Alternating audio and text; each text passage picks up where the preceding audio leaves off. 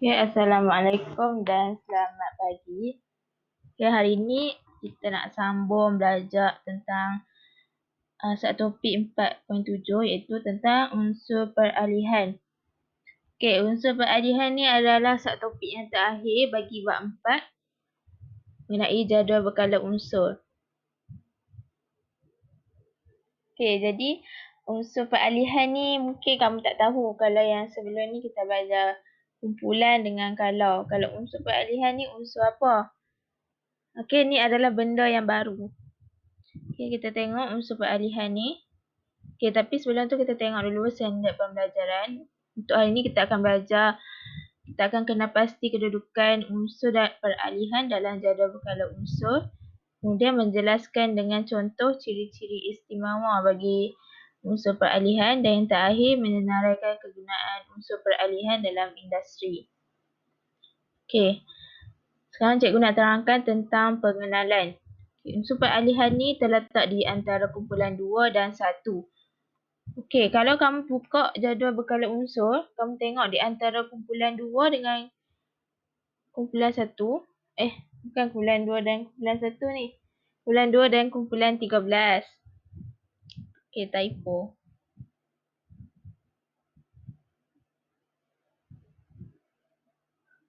Kumpulan 2 dan kumpulan 13 dalam jadual berkala unsur. Yang tengah-tengah tu di antara kumpulan 2 dan kumpulan 13. Okey, ada banyak kan kalau kamu tengok dekat jadual berkala unsur lah. Okey, yang banyak tu dah kita panggil dia sebagai unsur peralihan. Kalau kamu perasan dia macam ke bawah sikit. Dia start daripada kala ketiga. Kala keempat. Okey. Yang tu kita panggil dia sebagai unsur peralihan. Dia ada banyak. Okey, kita tengok contohnya lah. Contoh bagi unsur peralihan ni. Kromium, mangan, ferrum dan kupur. Dah banyak lagi lah. Okey, yang tadi macam saya cakap dia ada di tengah-tengah di antara kumpulan 2 dan kumpulan 13. Okey, yang warna hijau ni adalah unsur peralihan.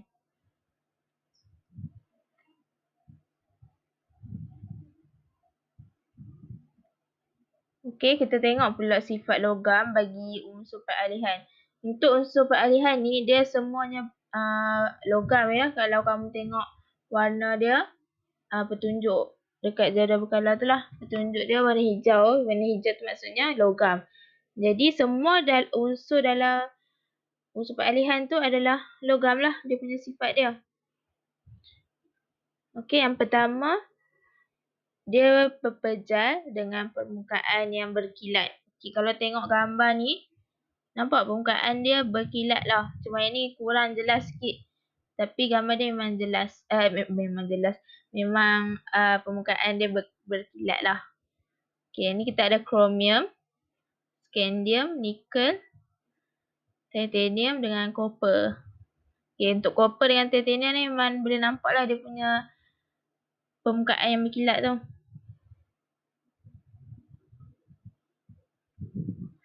Okey, kemudian sifat yang kedua iaitu dia bersifat sangat keras berbanding dengan logam dalam kumpulan 1 dan 2. Okey, itu kita dah belajar kan sifat bagi logam kumpulan 1.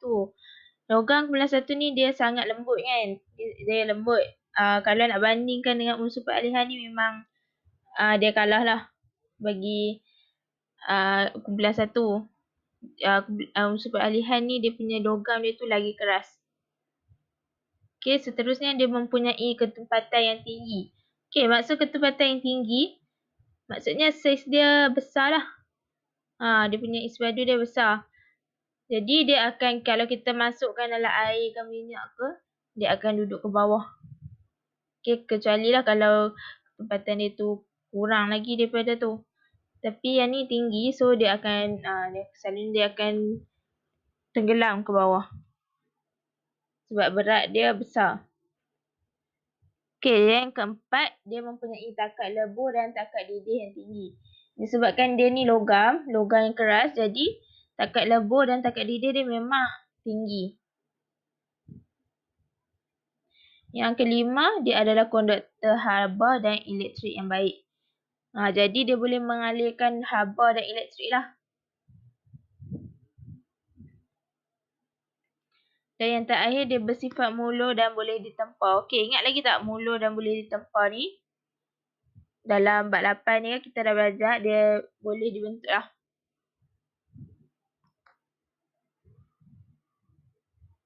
Okey. Kita masuk kepada ciri-ciri istimewa bagi unsur peralihan. Okey, yang pertama unsur peralihan ni dia berfungsi sebagai mangkin. Apa maksud mangkin ni? Okey, mangkin ni dia adalah satu bahan yang digunakan dalam sesuatu tindak balas. Apa fungsi dia? Fungsi mangkin ni dia adalah untuk mempercepatkan tindak balas. Okey, jadi kalau kita nak cepatkan sesuatu tindak balas ni, kita gunakan mangkin lah. Tapi dia takkan mengubah secara kimia pada akhir tindak balas. Maksudnya pada akhir tindak balas dia tak ada apa-apa perubahan. Dia cuma kita guna dia untuk mempercepatkan tindak balas tu saja. Sebagai contoh di sini cikgu ambil daripada buku teks lah. Kita gunakan sebut besi sebagai mangkin dalam proses Haber. Okey. Nampak dekat sini dia tak masukkan dalam equation tu. Dia cuma masukkan dekat sini ferrum. Jadi bahan akhir hasil akhir dia tak ada pun ferrum ni. Jadi maksudnya kita cuma masukkan dia sebagai mangkin saja. Dan dia tak akan ubah secara kimia. Okay, next yang kedua, dia membentuk ion yang berwarna. Okay, ni kita ada contoh lah, contoh ion unsur peralihan. Untuk ion kromium, kita ada warna larutan dia hijau, dikromat, jingga. Ion mangan 1, merah jambu. Okay, dia ada perbezaan lah, mangan 1 dengan manganat B11. Dia punya ni pun lain, dia punya formula ion dia. Okay, jadi warna dia pun lain. Untuk membezakan dia, kita tengok warna dia lah. Kalau kita tengok warna ni, kita dah boleh agak dia punya ion dia tu ion apa. Okay, jadi macam ni lah ciri istimewa dia. Cara kita nak membezakan dia pun semua ni. Okay, yang seterusnya kamu boleh baca warna larutan dia. Yang ketiga, dia mempunyai nombor peroksidan yang lebih daripada 1 nombor.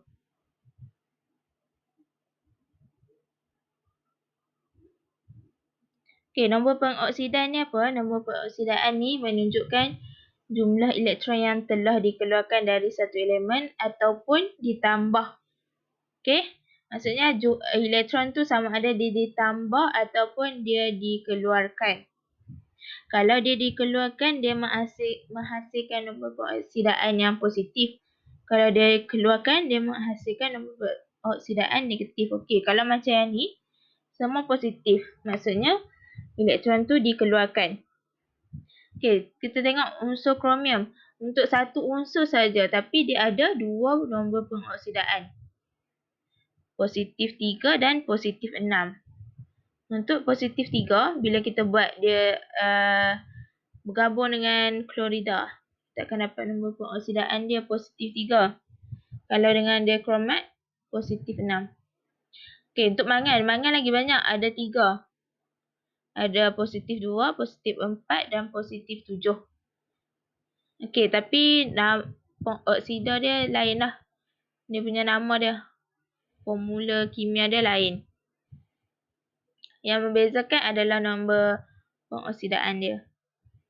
Okey, boleh? Okay, next. Yang terakhir, ciri yang terakhir ialah dia dapat membentuk ion kompleks. Okey, apa maksud ion kompleks?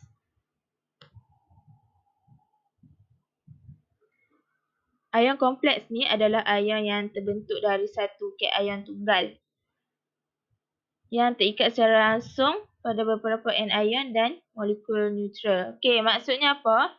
Maksudnya dia gabungan antara ion yang bercas positif dan ion yang bercas negatif ataupun neutral. Okey, contoh macam yang ni, Cu2 plus dengan NH3 minus. Okey. Jadi dia bergabung dengan positif N ion bergabung dengan K ion. Jadi yang ni lah maksudnya dia ni ion kompleks. Dia gabungan antara N ion dan K ion ataupun N ion dan yang neutral. Neutral tu maksudnya tak ada charge lah. Contohnya macam ni. Ion hexaquarfirate Fe3 plus Fe2 plus 2 Fe2 plus dengan H2O. H2O ni tak ada charge, dia neutral. Jadi dia gabungan antara N ion dengan neutral. Kalau Cn dia negatif 1. Jadi Fe2 plus bergabung dengan Cn minus. N ion bergabung dengan K ion. Jadi dia akan membentuk ion kompleks lah. Jadi di sinilah maksudnya ion kompleks. Kalau yang selalu kita buat tu, yang sebelum ni kita cuma ada satu saja. Cu2 plus, NH3 minus, macam tu je. Dia bukan gabungan. Kalau yang ni dia gabung terus. Dua-dua, lepas tu dia ada pula dia punya number ion dia tu, charge dia. Macam ni, Cu NH3 ada charge pula 2 plus. Okey, dah settle dia punya ciri-ciri istimewa dia. Okey, sekarang kita tengok pula kepada kegunaan unsur peralihan dalam industri. Unsur peralihan ni dia banyak digunakan dalam industri lah sebab dia bersifat logam. Yang kita tengok tadi dia konduktor haba dan elektrik yang baik kan. Jadi, tapi dia digunakan secara meluas dalam sebagai mangkin lah yang kita dapat tengok. Okey, contohnya kita gunakan ferrum.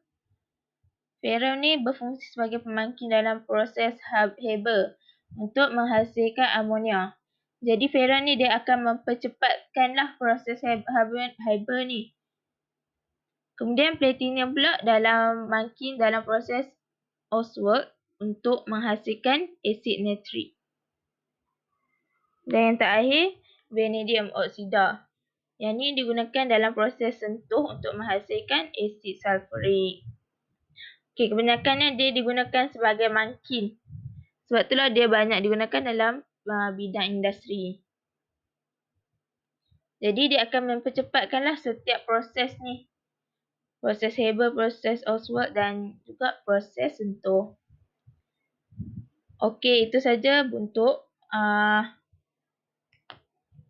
start topik bagi unsur peralihan. Okey, sekarang kita buat rumusan. Okey, hari ni kita dah belajar tentang unsur peralihan lah.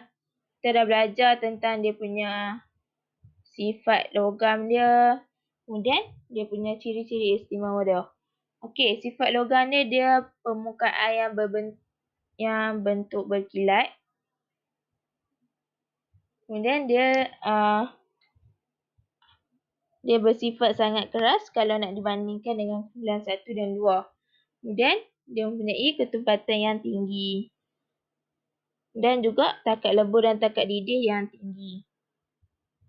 Okey, ciri-ciri istimewa dia ada 4. Kena ingat.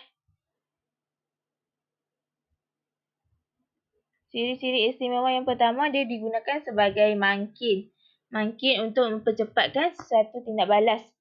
Dan yang kedua, dia mempunyai ion yang berwarna. Ion yang berwarna yang berbeza-beza lah. Setiap ion tu. Okey, yang ketiga, dia mempunyai lebih daripada satu nombor pengoksidaan.